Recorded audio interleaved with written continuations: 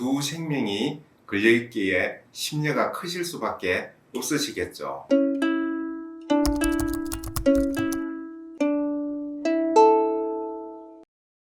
안녕하세요, 강동철입니다.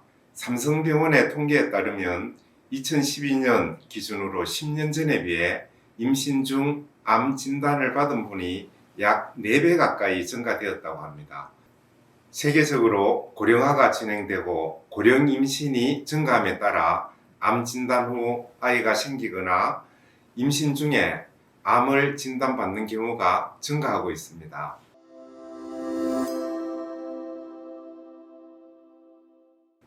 먼저 암 진단 후 자녀 계획이 있으신 경우라면 항암 치료 등 모든 치료가 끝나고 1년 정도 후가 적당합니다.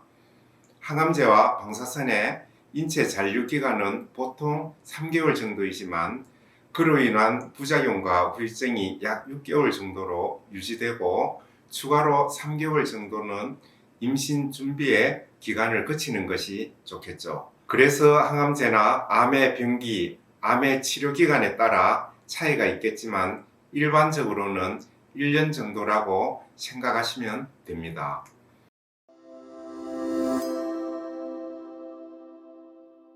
암 진단 후 항암 치료나 방사선 치료 중에는 가급적으로 임신이 되지 않게 관리하시는 것을 추천드립니다. 사실 암 치료 시 오로지 항암 방사선 치료에 집중하는 것도 정신적, 육체적으로 어려운데 임신으로 인한 추가적인 부담은 피하시는 것이 좋겠죠. 또한 암 치료 과정이 태아의 기형을 유발할 수 있기 때문에 성생활을 하시더라도 비임 관리를 하시는 것이 좋습니다. 특히 백혈구 수치나 호중구 수치가 떨어져 있을 때는 감염에도 취약하기 때문에 자제하시는 것이 좋겠습니다. 또한 유방암이나 자궁 난소암 같은 경우에는 임신으로 인해 해부학적인 조직적으로 변화가 일어나기 때문에 임신과 암의 직접적인 관련은 없지만 암의 진행에는 영향이 있을 수 있어 면밀히 살펴야 합니다.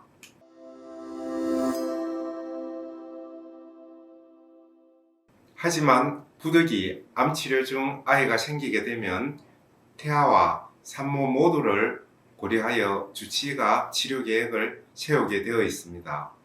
치료 방법은 일반적인 암 치료와 크게 다르지는 않지만 산모에게 항암 치료가 꼭 필요하다고 판단되시는 경우 태아에게도 위험하지 않을 선에서 용량과 기간을 조절하게 됩니다.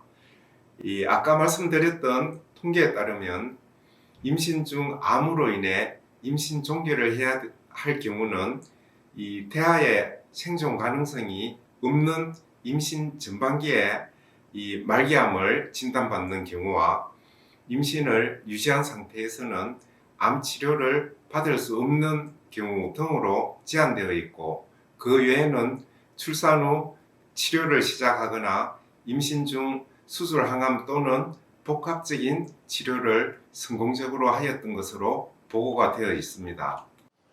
암 치료 중인 경우에는 가급적 산모와 아이를 위해 임신하지 않도록 주의하고 암 치료에 집중하는 것이 좋겠습니다.